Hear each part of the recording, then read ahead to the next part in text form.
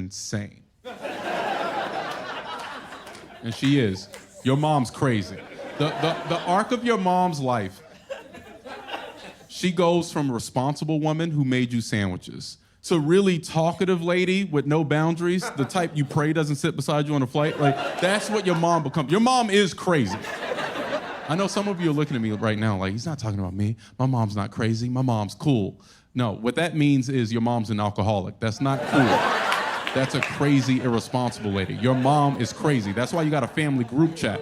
The family group chat is there so you and your siblings can take turns responding to the shit this crazy lady sends.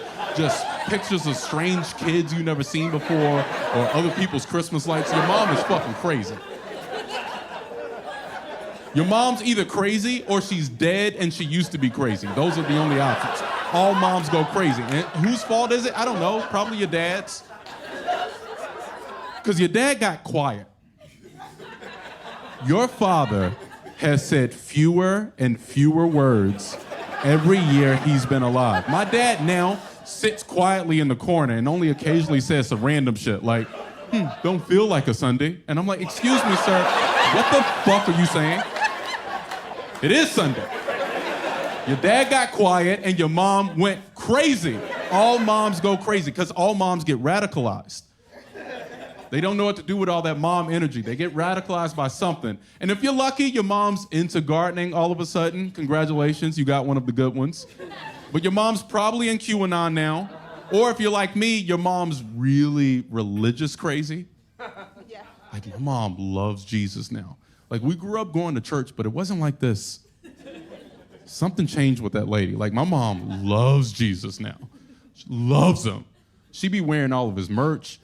She be quoting this nigga's lyrics all the time. Jesus is her favorite rapper. She can't wait for Jesus to return.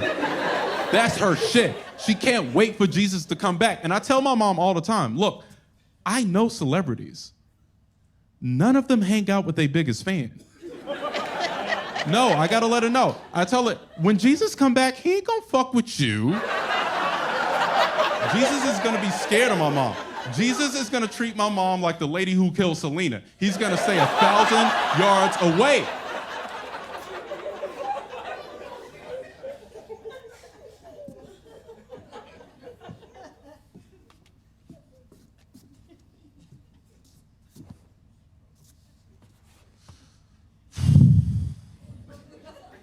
Sometimes I feel like I'm in a battle with God for my mom's soul. And I can't tell who's winning. Because I keep paying for shit, and she keeps thanking Jesus.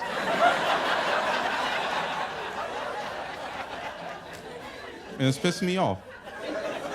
It really is. I'm in a really specific NBA player type situation where I'm the breadwinner of my family. Like, they're all on my Instacart. I pay for everybody's groceries. And I'll be honest with y'all, it's turning me into a Reagan-era Republican, a little bit. A little bit, like, I see how much money they spend on food. I'm like, can I just send these niggas a block of cheese, a bag of rice, like it's the 80s, like they gotta eat meat?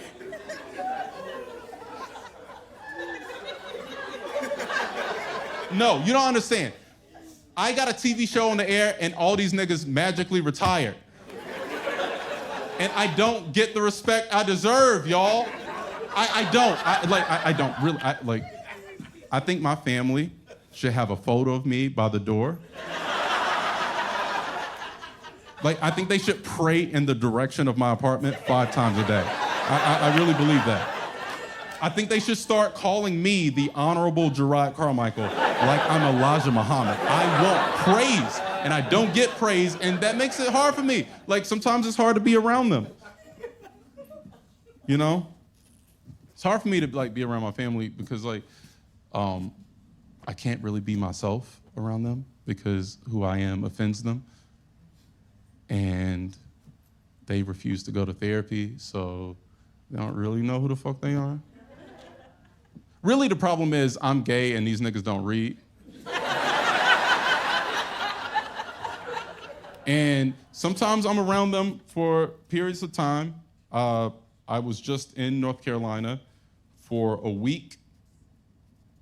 I go there for, like, a week is as long as my soul can take. And we end up playing Uno. You know, shit you do with people that you don't really know like that. If one of my real friends asked me to play Uno, I'd tell them to get the fuck out of my house. But I'm doing that shit with my mom, just trying to find ways to fill the time. And I got in on a Saturday night, and my mom asked me if I'd go to church with her Sunday morning. And I agreed. I said, yeah. And that was a mistake. Y'all know that. You can feel, you know that. That's a mistake. Like, there's certain things I shouldn't do, and going to church is one of those things. Like me in church is hard. Have you ever been the smartest person in a room? That's me in church. Like, have you ever looked around and just thought these really dark, condescending thoughts? I'm looking at all these church ladies in their bright colors and their big hats, and I'm like, oh, you poor, sweet, stupid motherfucker. Because once you know church is a pyramid scheme, it's hard to unknow that. I know that. My mom doesn't know that. So I'm sitting in the pew beside her, and it was time for offering, which is their favorite time. And they have to put their money in little envelopes. That's the thing in church. Like, they have to hide their money from God. It's a little masquerade for Jesus. And the minister got up, and he said something that's, I thought this was crazy. The minister got up in the pulpit, and he said, all right, get out your envelopes, because God told me. Uh-oh. It's already sounding real unverifiable, bro. Like, God told you? That's what he said. He said, God told me the seed you sow today. That's what he said, the seed you sow. God told me he's going to multiply that at least 10 times by Friday. He said that, by Friday. And I'm sitting there trying to stifle a laugh. I'm like, really? Like God's really just whispering in the ear some 80-year-old nigga in North Carolina. Like God's just, like God owns FanDuel. Like, no, tell him I'm gonna flip it. Tell him don't worry about it. Don't worry about it. Whatever they give, I got him by Friday. Don't worry about it. And I think this is crazy. And then I look to my left, I watch my mom reach for her purse. She grabs $20 of my money. I watch her put that money in an envelope, that envelope in a tray. The tray gets whisked away forever. And I'm sitting there like, you ever look at your parents just like, really? Like a little bit, like your sperm, your egg, like, me? How? And I still gotta spend the rest of the week with these people. And the reason I go to North Carolina isn't really for my parents. It's because my brother has 5 kids that I love very, very much, in a really specific order, if I'm being honest. Like, it's not all equal. I do have a clear favorite. I'll tell you the ranks. Like, the runners-up are his oldest 2, who I think are really, really cool, and I want them to think that I'm cool, but I don't think they think I'm cool. And sometimes they post pictures of celebrities at events that I was also at, and it hurts my feelings. I'm like, if you don't post your gay-ass uncle, so they're not my favorite. My favorite is my niece, Lorden. I love Lorden very, very much. She's 8 years old. She's really smart. She's really funny.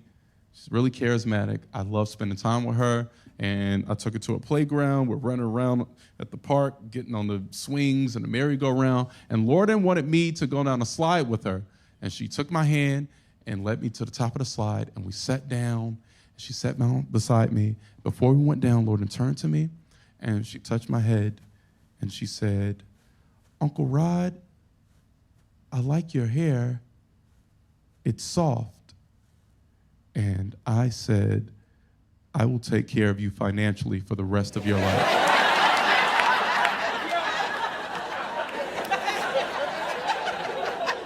And I mean it. I mean it. You know how I know? We were leaving the park, going back to the car, and we had to cross a busy street, and Lorden almost ran out into the street when a bus was coming, and I realized at that moment, if need be, I would have pushed Lorden out of the way, and I would have gotten hit by the bus because I love her that much. And I would have done that, even though that makes horrible financial sense for my family. I'm gonna be real with y'all. You might as well put my whole family in front of that bus. Like, I'm not trying to place a value on lives because she's 8 and her potential is boundless, but I'm a 1 in a million talent. Like, it's highly unlikely that this happens twice in a family. Like, I want her to live, but have you ever been to a child's funeral? It's not as sad as you think. No, it's mostly people speaking in hypotheticals like, oh, she could have been president someday. And you gotta be like, yeah, sure, for just fucking saying shit.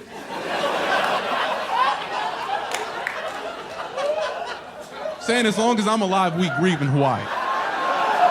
Regardless, she's alive, we're all alive, and we had such a great week together. I had such a great week with Lorden. It made me realize how petty I was being, like that I was being silly, wanting so much praise from my family, you know?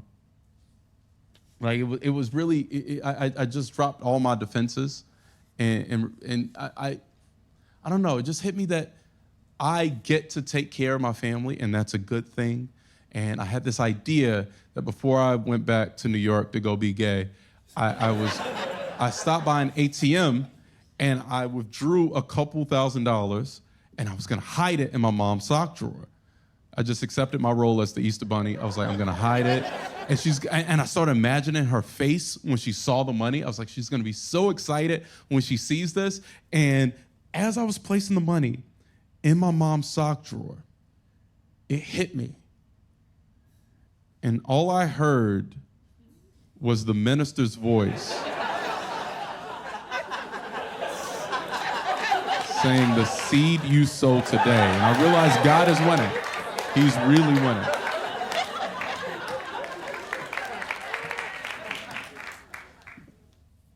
Being home in North Carolina, still call it home. Crazy, right? It's kind of hard for me because my parents live in the house that I grew up in, and I'm there. It's like a time capsule. Like it reminded me of how hard I tried to be straight. I was just like a little kid, just trying really, really hard to be straight. Just a little teenager. Looked at my childhood closet at all the Rockaware, Gerbeau, and some Sean John, just trying to be cool. It's in my parents' living room, looking at the spot where the computer used to be. I remember when I was in middle school and I'd come home before my parents got off of work and I had 15, 20 minutes to myself.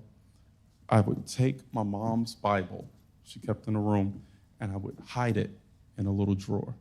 And then she had a footprint in the sand poster, and I'd take that and I'd turn it over so Jesus couldn't see it. And then I would go to buylatinmen.com